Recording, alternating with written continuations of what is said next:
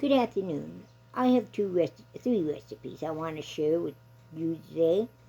One is one I mentioned yesterday when we were going over my Walmart haul. Um, and when I was talking about SpaghettiOs. It's a very simple recipe. It is a very um, easy recipe. It's a very old recipe. It's one that I fed my children when they were smaller. Now they feed my grandchildren and my great-grandchildren even. So it is a favorite recipe of ours. It is a recipe that is easy to put together. I could work all day, quick come home and throw it in the oven, and it was ready within an hour or so. And when kids are there saying they're hungry, you have to hurry and get things done. Um, this is found in an old church recipe book. I've said many times, pick up the old church recipe books when you can find them. They have the best recipes in. They have the tried and true recipes in. But you may have to add some spices or some more flavoring because at that time they didn't have that many flavors or that many spices available to them. Not like we do today. So you take a pound of hamburger and you brown that. Sometimes I will put an onion with the hamburger. It depends on what I feel like. Take 1 can of cream sour corn, 1 can of cream of chicken soup. I use cream of mushroom or cream of celery or whatever I happen to have in my cupboard at the time and whatever is handy.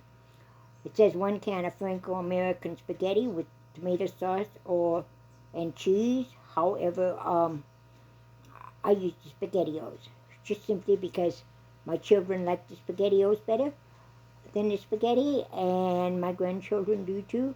So we just use the spaghettis instead. And 1 can of chow mein noodles. I don't know if you can find a can of chow mein noodles anymore. Like I said, this is an old recipe. I believe it was in the 1970s that this book was written. Maybe early 1980s. Anyway, it's an old book.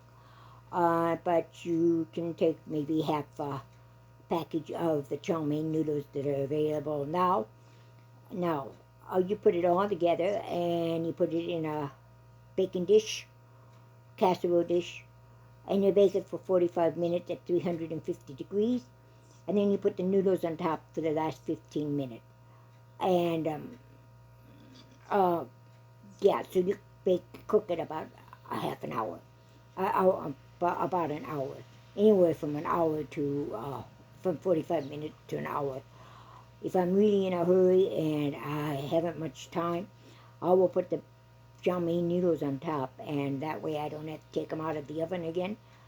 And I can concentrate on something else. It does make noodles soggy, but that's the way my family likes it, so that's what we do.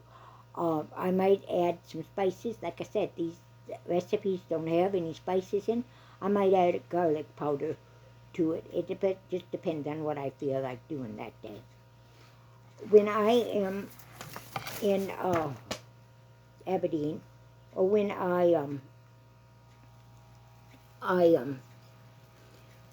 go to Walmart, I always pick up the rotisserie chicken.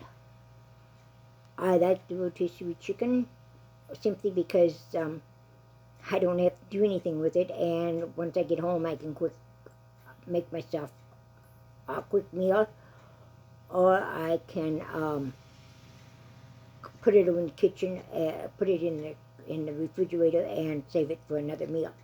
I did buy a rotisserie chicken when I was in Walmart the other day, and I have made 3 meals out of it already. The 4th meal is going to be a turkey chicken terrine. This is an easy recipe also.